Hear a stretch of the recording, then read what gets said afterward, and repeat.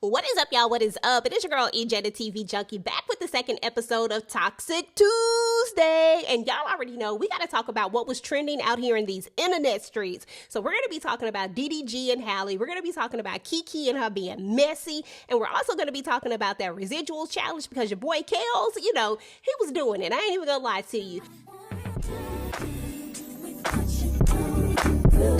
wanna be down. I wanna be down. Okay, y'all, so first up is going to be DDG and Hie, y'all. DDG came to the internet this week or last week, and he said that Hie is not who we think she is and that he has tried to protect her squeaky clean image, but he has not been able to see his son, that he has never had his son for more than 48 to 72 hours. And just for the record, 48 to 72 hours is 3 days total. So he says that he's never had him for more than 3 days. Now, if these guys aren't together, we're going to start there. I think you being able to have your child for 3 days, 3 full days is pretty doggone good. I mean, some people only get to see their kids every other weekend, for crying out loud. So I don't know exactly what the gripe or the complaint is. It feels like he might have been angry in the moment and then came to the internet because the story is, and there's a couple of them that's going around. The story is that, Hie had been sick with RSV, her and Halo, and DDG comes over and he says that she can stay upstairs and he can just hang out with Halo downstairs.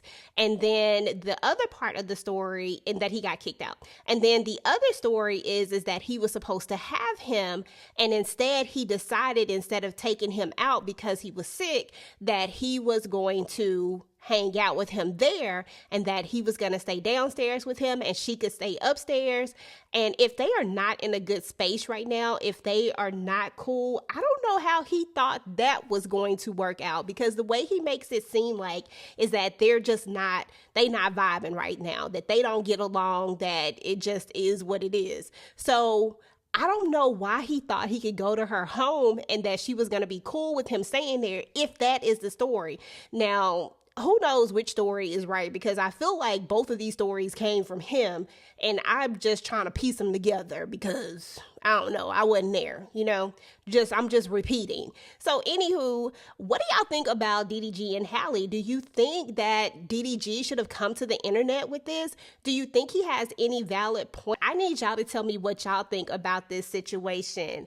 But anyway, y'all, we got to go ahead and jump into our next topic, because why was my girl being so messy this week? Y'all know I love me some Kiki Palmer real bad.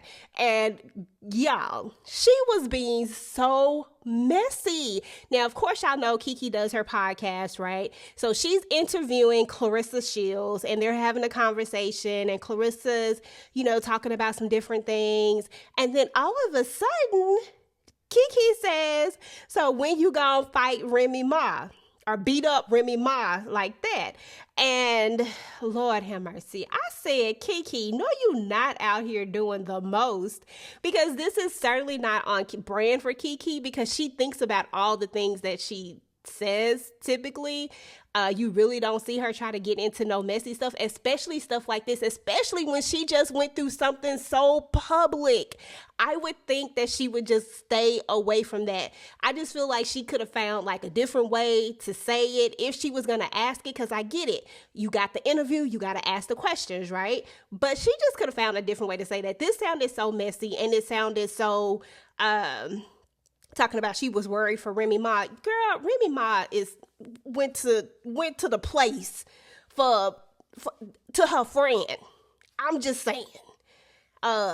I don't know what she'll do to somebody that she don't like. But, we hope that Remy stays good and she do not get baited into this mess, because it feels like it's just reinvigorating this mess. He really had died down, and now the internet is back out here again. So there's that. And if we just want to touch on this her and Papoose thing just for a whole hot second, I definitely believe Remy when she says that Papoose had already stepped out. Everybody wants to think that Pap was like this great person, like this loyal loyal person in the sense of he ain't never stepped out on her.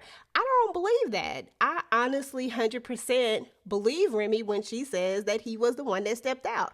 But because she was the one who everybody saw first and who was more public, you know, everybody kind of, you know, took Pap's side. But it is what it is.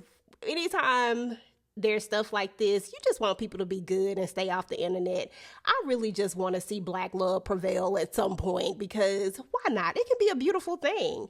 But anyway, y'all, let me know what y'all think about Kiki being super, super messy out here in these streets.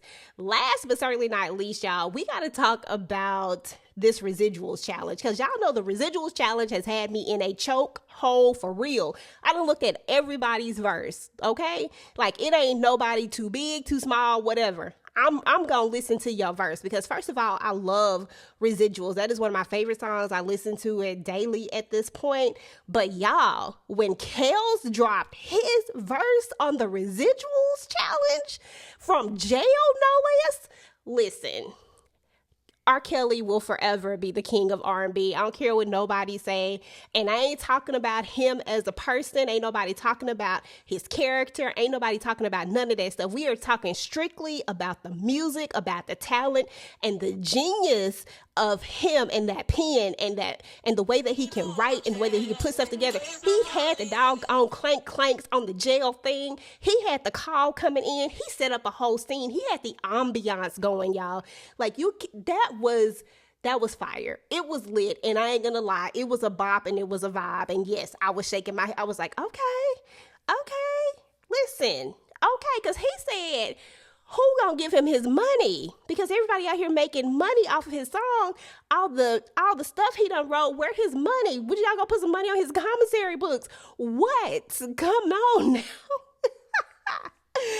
But anyway, y'all, I mean, I ain't gonna lie, it definitely was dope. Let me know what y'all thought about R. Kelly's verse on the Residuals. Was it a vibe? Was it a bop? Or you still ain't messing with it regardless?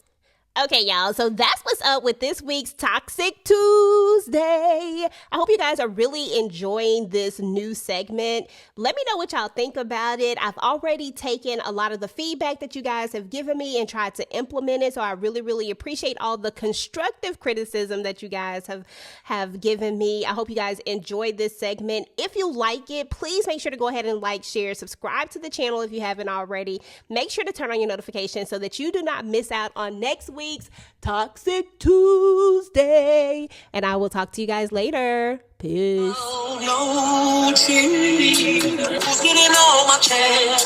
Where's my money?